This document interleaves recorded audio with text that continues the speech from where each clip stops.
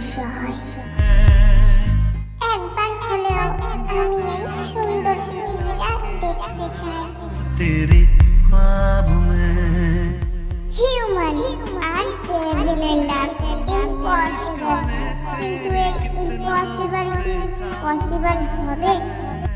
তুমি devil, Angel না। আমি অতিষ্ঠ হয়ে উঠেছি এই জীবনে, মুক্তি চাই। আমি তোমার পিওর সোল। তুমি পুরোপুরি শেষ হয়ে যাবে, তোমার আর কোনো জন্ম হবে না। मैं जो जी रहा हूँ वजह तुम हो।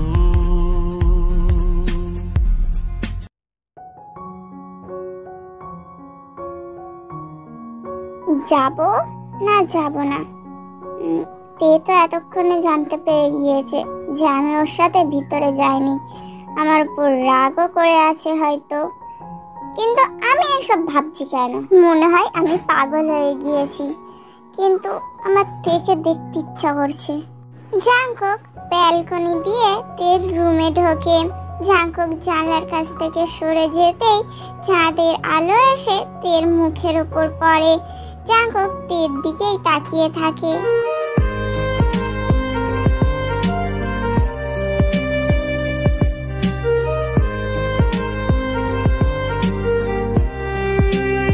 তের সৌন্দর্যের কাছে এই চাঁদের আলো ফিকে পড়ে যাচ্ছে। সত্যি তে অনেক সুন্দরী, যে কোনো পুরুষকে আকৃষ্ট করতে পারবে। কিন্তু এত সুন্দর একটা মেয়ের কে বা ক্ষতি করতে চাইবে? কে বা এই মেয়েটাকে মারতে চাইবে?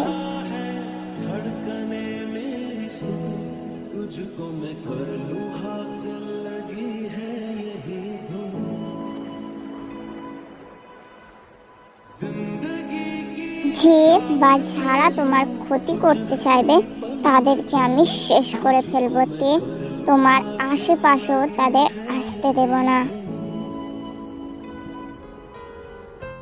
ও yeah of course, okay bye. Dad dad, কি বলবি বল, আমি শুনতে পাচ্ছি। ড্যাড, ওই তে বেঁচে আছে।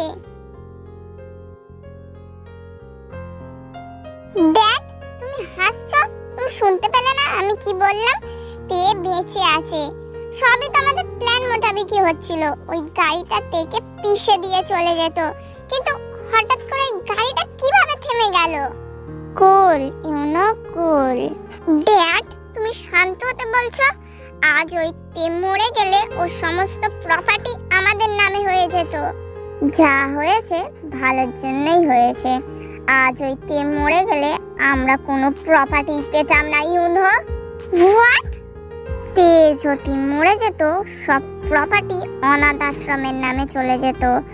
আর তে যদি বিয়ে হয়ে যায় তাহলে তে মরার পর সব প্রপার্টি ওর হাজবেন্ডের হয়ে যাবে। ড্যাড, আমি কিছুই বুঝতে পারছি না। এবার তুমি কি করবে সেটা বলো। এবার বলবো না ইউনহো, করে দেখাবো। পার্ক বোগাম তের বাবার বিজনেস পার্টনার ছিল। তের বাবা যখন জানতে পারে যে পার্ক বোগাম অসৎ পথে বিজনেস চালাচ্ছে, তখন তের বাবা পার্ক বোগামের সাথে করা ডিলটা ক্যান্সেল করে দেয়।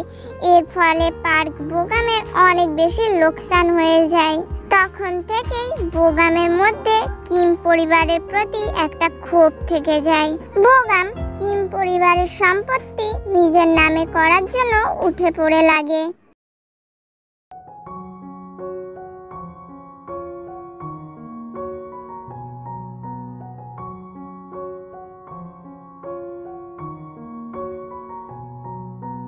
বাবা, তুমি কে?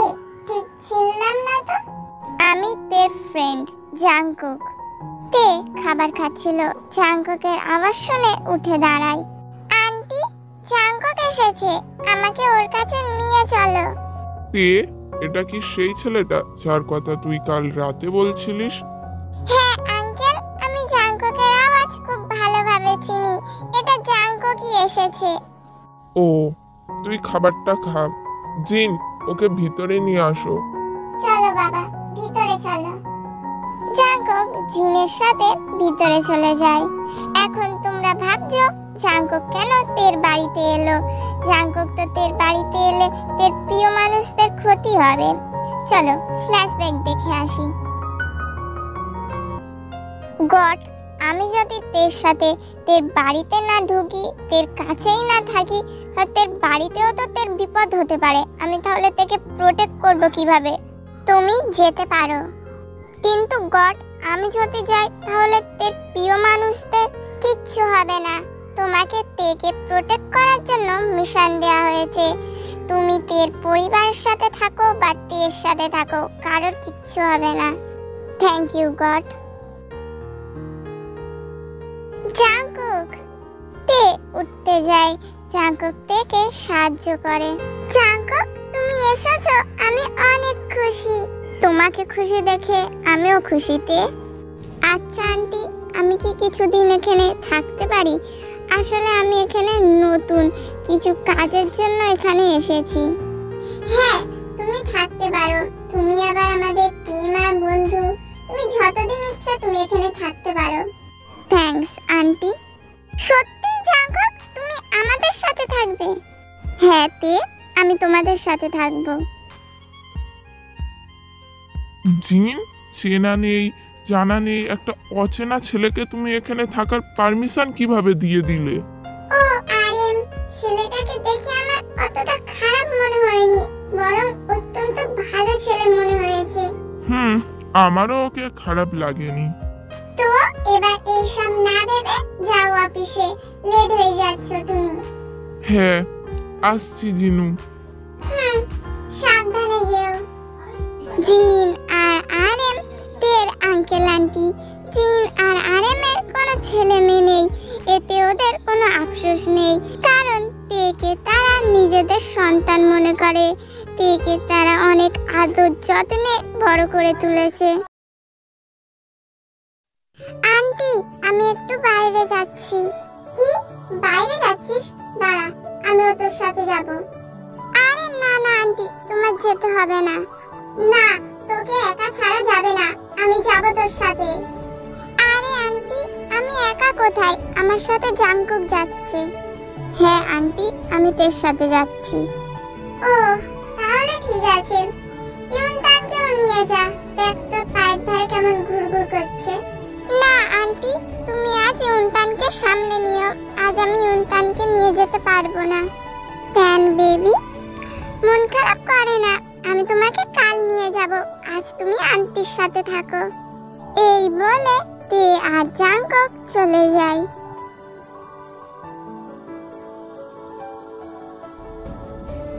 ইউনটা, তুই আমার উপর চেঁচাচ্ছিস কেন? তে তো তোকে নিয়ে যায়নি, তের উপর চেঁচা।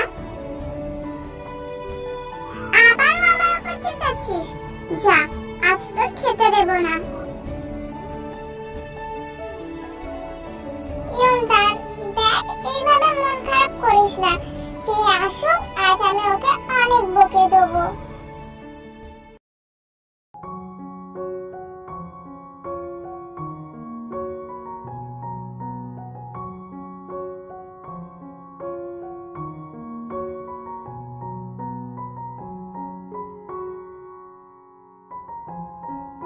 তে, এই জায়গাটা অনেক সুন্দর।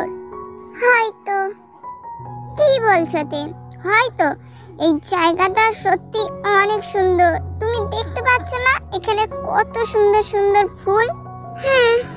যদি দেখতে পেতাম, আমারও দেখার ইচ্ছা হয় এই সুন্দর পৃথিবীটাকে। আই এম সরি তে। আরে জাঙ্কুক, তুমি সরি বলছো কেন?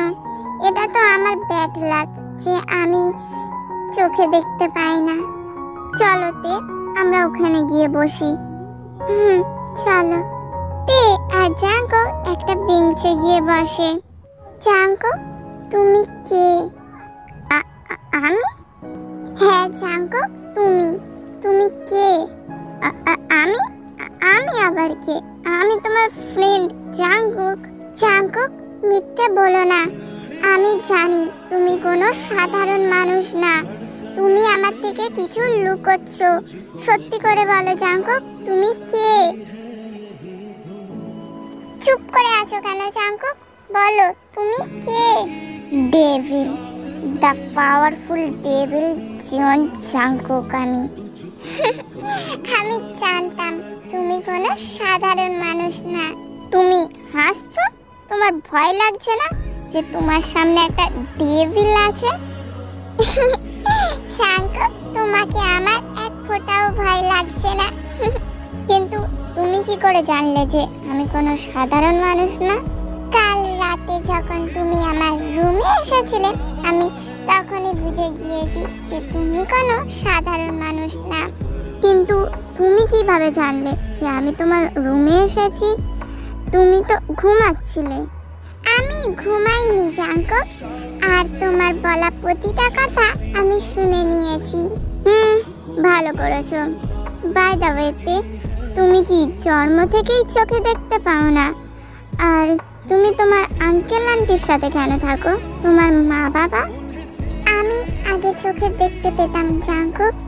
আমার যখন 4 বছর বয়স, তখন একটা দুঃস্বপ্নের মতো একটা ঘটনা ঘটেছিল। আমি যেটা ভাবছি সেটা না তো। কি হয়েছিল তোমার সাথে? আমাদের বাড়ির পিছনে একটা গার্ডেন ছিল জাঙ্কুক, সেখানে আমি খেলা করছিলাম। তখন একটা প্রজাপতি উড়ে আসে, আর আমি প্রজাপতিটাকে ধরতে যেতে যাই। এর ফলে আমি জঙ্গলের অনেকটা ভিতরে চলে আসি। আর তখন হঠাৎ করে আমি একটা লোককে দেখতে পাই। তার চোখের দিকে তাকানোর পর আমার চোখটা যেন জ্বলে যাচ্ছিল, আর আমি জোরে চিৎকার দিই। আর সেই দিন থেকে আমি আর চোখে দেখতে পাই না। তোমার মা বাবা? আঙ্কেল আন্টি বলেছিল আমার চিৎকার শুনে নাকি আমার মা বাবাও ওই জঙ্গলের মধ্যে যায়, তারপর নাকি ওনাদের ডেড বডি পাওয়া যায়। কান্না করো না। ওই দিন আমি ছিলাম ওই জঙ্গলে। আমি ঘটনাটার পর আমি এই জায়গা ছেড়ে চলে গিয়েছিলাম।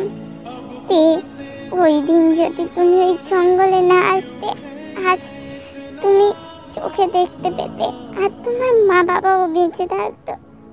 I am sorry. একবার হলেও আমি এই সুন্দর পৃথিবীটা দেখতে চাই।